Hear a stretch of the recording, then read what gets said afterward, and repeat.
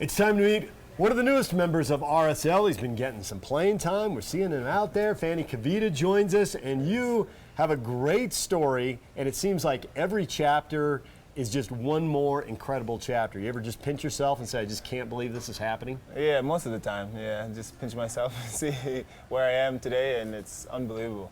All right, let's start at the beginning. You're in the Congo, and at about the age of 7, you moved to Utah. Yeah. How did that happen? What was it like? How big a transition is that? I think most of us, we hear it, we try to understand it, but we've never done anything like that, so we don't really know. It was a huge transition.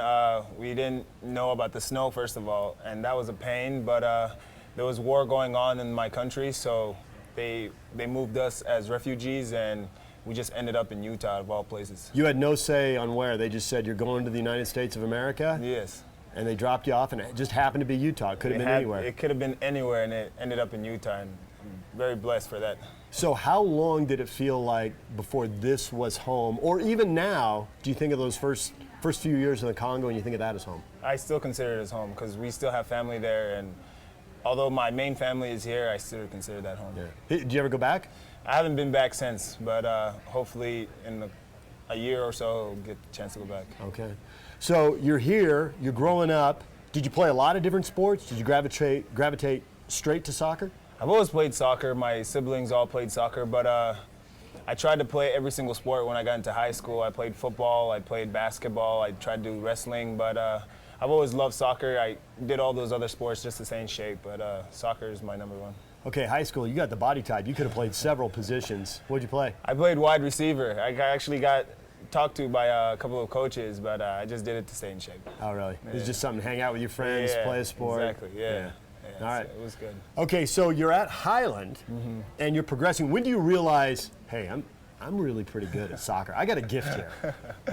I guess my sophomore year, I started training a lot more, and my brother was also on the team, so he helped me.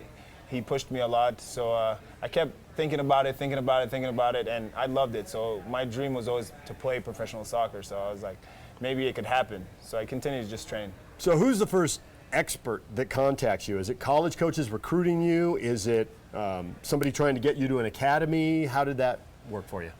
Started off with the RSL youth program. We went down to Colorado and played the Sun Cup with all the other MLS club teams. And my coach talked to me about joining the academy. And I wasn't sure about it because I was also playing football with my high school, and I didn't want to leave for my senior year. So I was a little bit on the edge about it, but I ended up doing it, and it was perfect. So how was that, moving away from home, going to Casa Grande? It was good. The soccer was amazing because we had a lot of professional coaches, and the kids there were treated as professionals.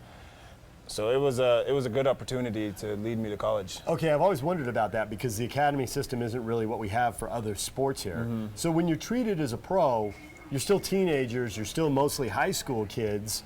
So do you take on, maturity is expected of you, so you come with the maturity, or maturity is expected of you, but hey, boys will be boys? Yeah, boys will be boys, but there's a high level standard that you have to keep of professionalism and respect. They treat you as a professional, so they respect you and expect you to do certain things at a high level.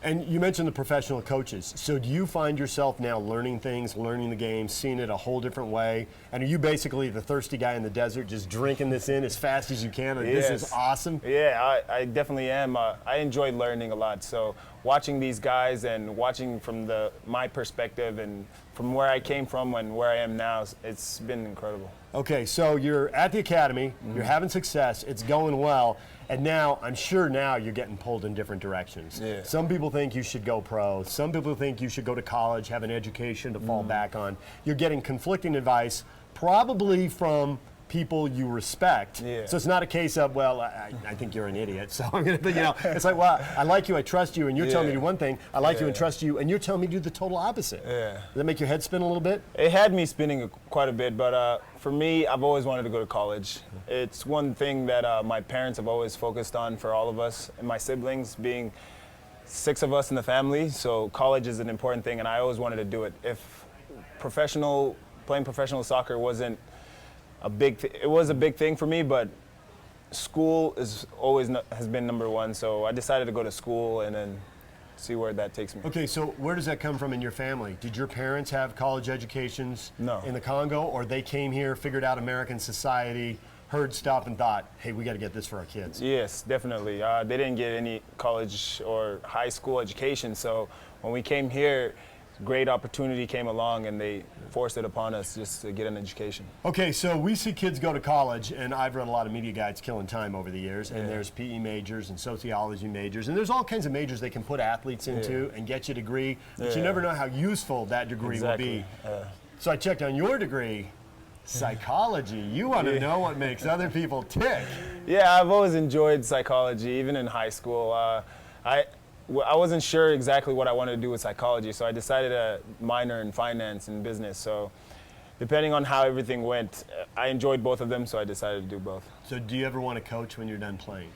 Definitely. I see myself doing it. It's difficult, but I can see myself doing it for sure. Because psychology would come in very useful there. Definitely, definitely. So can you psychoanalyze RSL for me this year? Because you guys have been all over the map. I mean, there have been games where it's just been a disaster. You know, New England was a disaster. Yes. There have been other games where you guys look awesome. Yeah. And I talk to people who know way more soccer than I do, and when a game starts, they have no idea which team they're going to see. It's like, ask me after 15 minutes, and we'll have a little bit of an idea. Yeah, it's hard.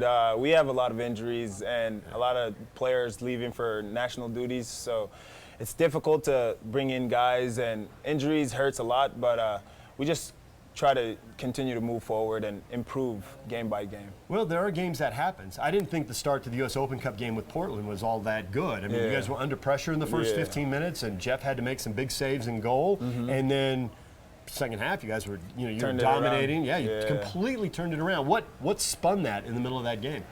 We just told ourselves to relax a bit, enjoy the ball, keep the ball a little more instead of forcing it over the top. So we just kept the ball a little more, and it brought us joy. Yeah. Were you surprised when you started getting to play with RSL this year? Because I thought you were kind of ticketed, and maybe you did, maybe I'm wrong. Did you think you were mostly ticketed to play for the Monarchs this year, get some more experience? Yeah, definitely. I enjoy playing. You get a lot better by playing sometimes instead of just training. So I was honored to even play for the Monarchs because I know a couple of the guys on the team, but I was happy, and then once they called my name, I just needed to be ready, and I was excited. When you saw Justin get his chance, and you guys are similar points in your career, not everybody's got a different story, but similar points, and when you saw how well he did that give you confidence? Yeah, definitely. He was excited, and he's a good guy to hang out with, and he just played as if he was in training. Just relax and enjoy the ball, and he got a lot of success. Yeah. Well, you've had a lot of success here too. That first walking off the field after that first match, that feel pretty good? It was amazing. I wish I could have scored, but it would have been a Cinderella story. But I enjoyed it. I loved it. It was fun to see my family in the stands watching me. So it's good to be home. When you're inside the 18, you're inside the 6. In your position, you're not gonna have a lot of chances. Yeah, it kind of surprised me. I was by myself with the ball coming straight at me, and then I was just like, I can't believe I missed it. But more opportunities will come. And well, it's been a great start. It's been an incredible season. It's great to get to know your story. Soccer players have some of the best stories. They have to make so many choices. Yeah, a lot of sacrifices, a lot of stories, and it's good.